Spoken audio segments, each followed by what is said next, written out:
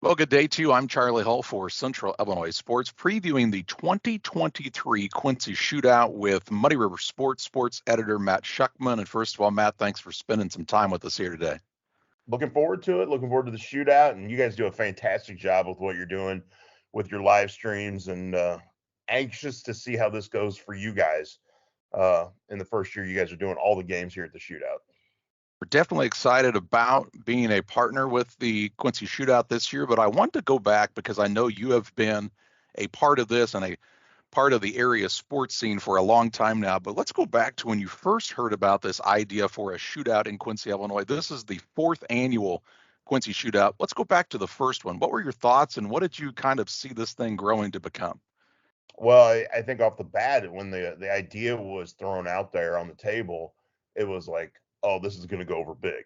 You know, basketball savvy community that loves tradition, that if you're bringing in high quality teams, you're going to pack the place. And I don't think it had quite the traction right out of the gate that maybe everybody thought it might, as far as the 9 a.m. game, the 10:30 game, the noon game on that first Saturday, full Saturday of the first shootout, because the fans were trickling in. You know, there were good crowds, but it wasn't packed.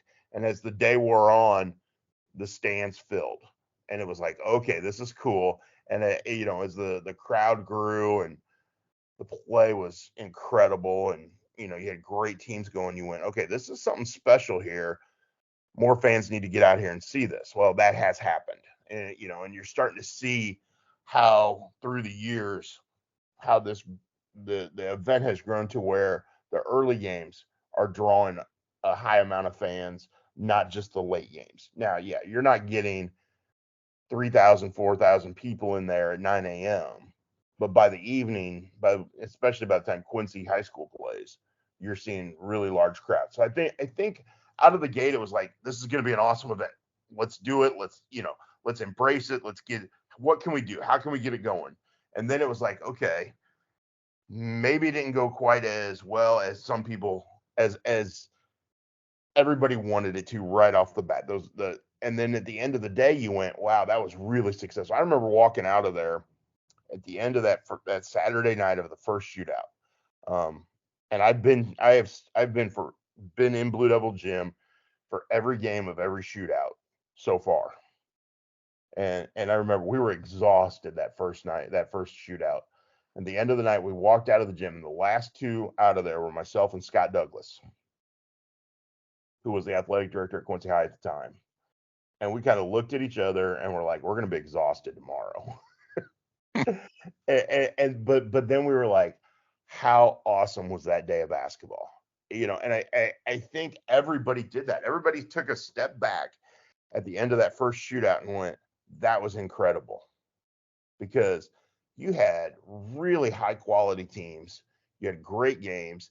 The Quincy High game that night against Webster Groves was phenomenal. Went right down to the wire. You had the defending state champion in Missouri. You had a really high quality Quincy High team in the marquee game of the event, and it went great, and it was awesome. And you just, when you walked out of there, you went, this is going to be a blast to do again next year. And it has been every year since. It's been awesome. And I think you're seeing it grow. You're seeing teams that want to come here, bigger teams that want to come here, more recognizable team names. I mean, the fact that the number one team in the nation is here this year after being here last year, they wanted to come back in Link Academy, is fantastic. It says something about the way teams are treated here. The teams want to come back. I think one of the things is I've watched some film from some of the teams playing this year. You see a lot of games where they'll play in front of a crowd of maybe a couple of 100 people, and that's much different when they enter Blue Devil Gym. You talked about maybe some of those earlier games not packed, but still, even those crowds are bigger than a lot of these teams get to experience on a game-to-game basis. True. And the interesting part for some of these teams is when they travel to some of these events don't draw a ton of people, depending on what time they play, who they're playing against, where the event is at, and that kind of stuff. So I think that's part of the joy of this for these opposing teams and these opposing coaches. these teams that come from out of state and out of town, is they get a great atmosphere to play in. I remember that first Friday night of the very first shootout, and the last game of the night involved Sunrise Christian out of Wichita, Kansas, who was, I believe, ranked number 1 in the nation at the time. And those kids, after their game, took pictures with fans, signed autographs. You get some of that somewhere, but here it's people understand it. People know good basketball. And I think that's a big part of the draw is for teams coming in is you get a fan base here who knows basketball. Who are gonna get into it. They're gonna be loud. They're not gonna sit on their hands and it's not gonna have a great atmosphere. There's gonna be a great atmosphere for every game inside Blue Devil Gym. Granted, those first games, that 4:30 or 4 o'clock game on Friday and that 9 a.m. game on Saturday, maybe not. You may not have the big crowd for those, but the crowd will grow as the evening wears on Friday and as the day wears on Saturday. And these teams will have a great atmosphere to play in. You talk about Blue Devil Gym. You're a Blue Devil at heart.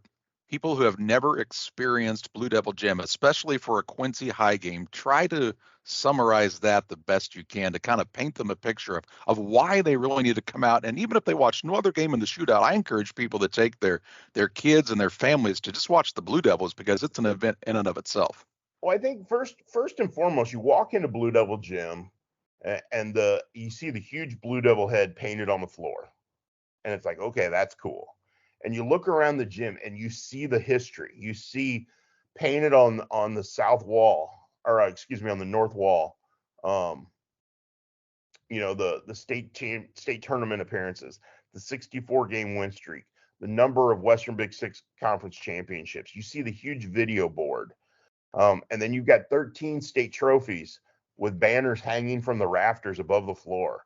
And then on the south wall, you've got the list of all the individual and team records, the 1,000-point club, the leaders and rebounds.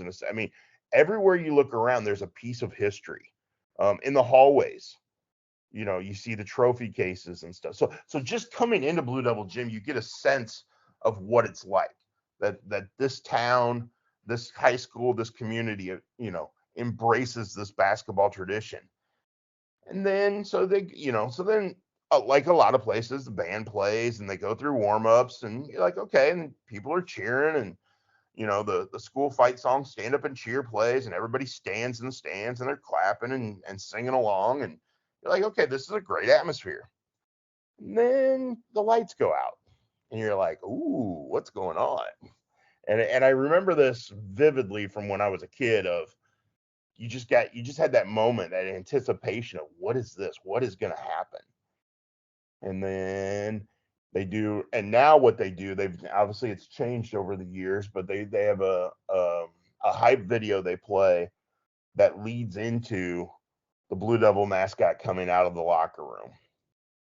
And if you've never experienced it and you're sitting in the stands, the lights are out, the hype video plays, and then just for that split second, it gets quiet.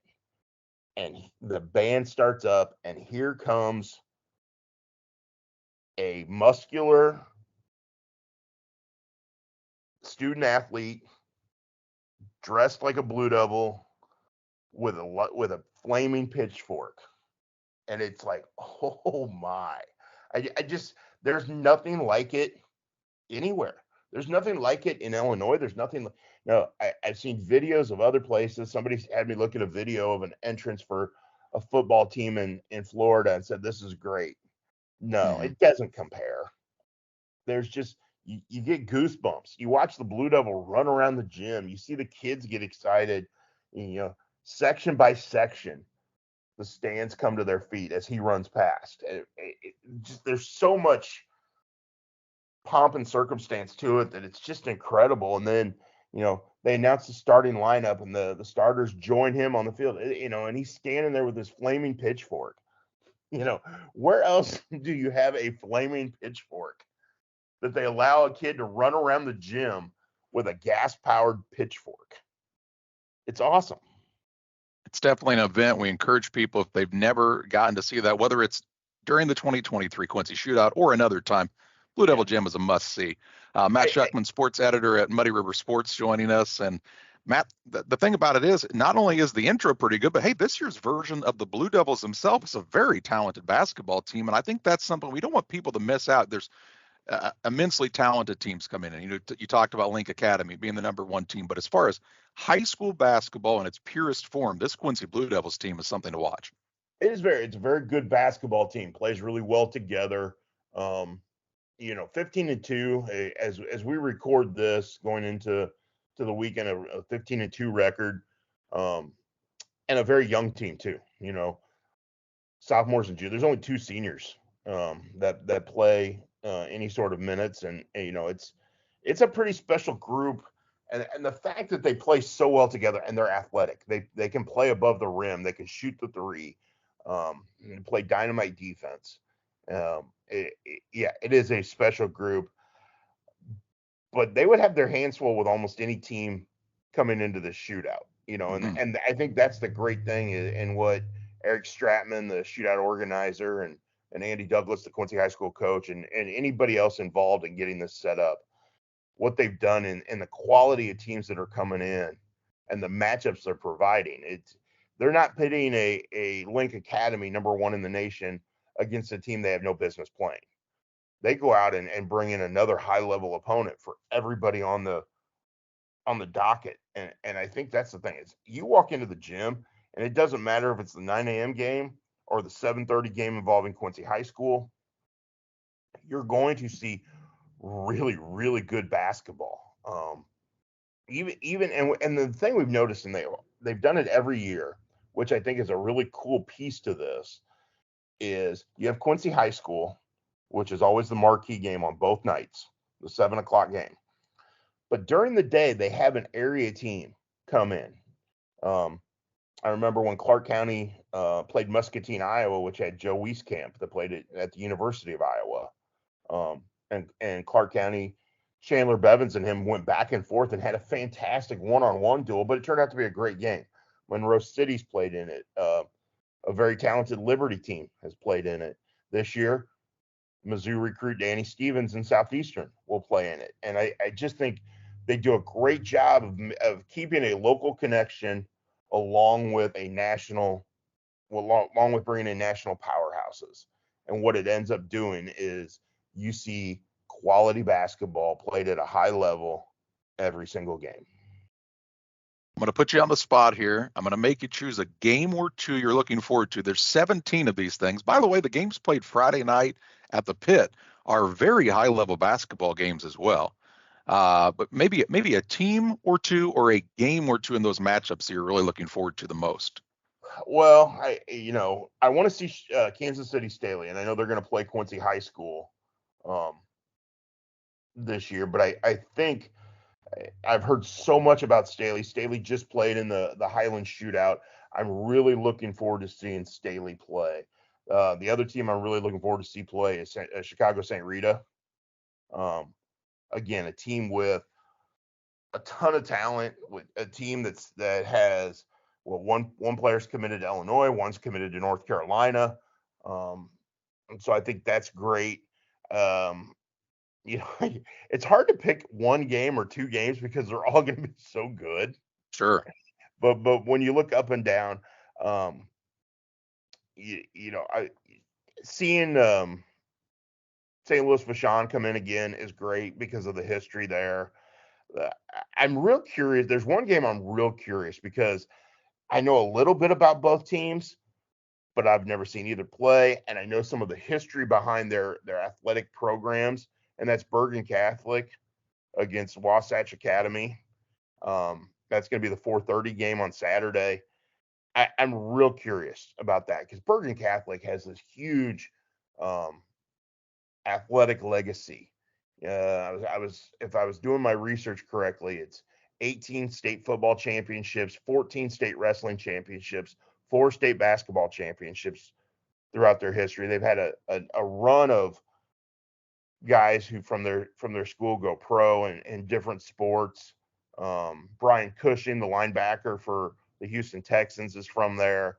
Mark DeRosa, who was a Major League Baseball outfielder, was from there. So I mean, there's a legacy there. So that's one of the games that really has my interest peaked.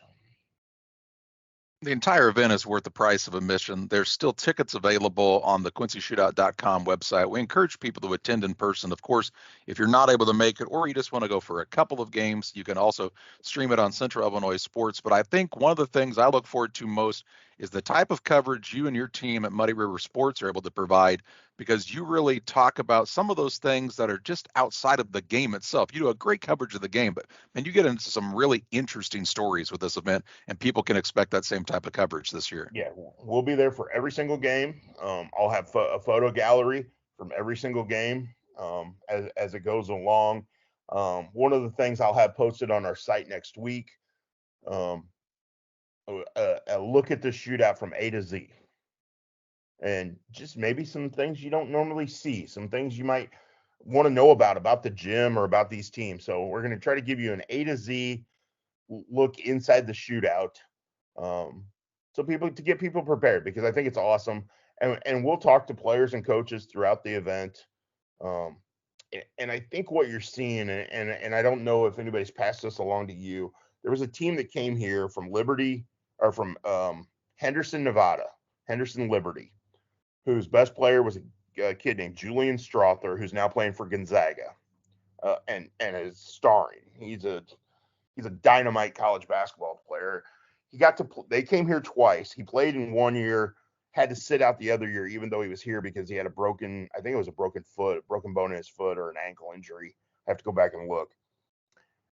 But somewhere along the way, the year he did not play, he got talking to a kid in the stands. And I don't know the whole story exactly, but he befriended a kid who was a foster kid wherever he was living, and has stayed in touch with that kid since he was here. That's awesome. And I think those are the things that get overlooked. I remember that first night, that first year, at the end of that first Friday night, and it's late. It was the last game of the night, and those Sunrise Christian kids are signing autographs, taking pictures, and the next day, that's all they wanted to talk about. They didn't want to, they were enjoying the basketball and enjoying the gym and enjoyed the Blue Devil ceremony, but they were talking about the way they got to sign autographs and the kids that were coming up to them and giving them high fives. And you have to remember, every kid playing in this is still a kid. They're high school age kids. Yes, they're getting highly recruited. Yes, their names are out there. They're playing for prep schools that are traveling the nation. But at the heart of it, these are 15, 16, 17-year-old kids. And they're awesome. There's a story to tell with almost every single one of them. We're looking forward to it, my friend, and we appreciate the time. The Quincy Shootout, again, the 2023 version is January 20th and 21st. Games on that Friday night at both Blue Devil Gym and the Pit at Quincy Notre Dame, and then games for you all day on that Saturday, the 21st. Matt, I know you're looking forward to it. We are as well. We look forward to seeing you at the 2023 Quincy Shootout. Can't wait to hang out with you guys. It's going to be a blast.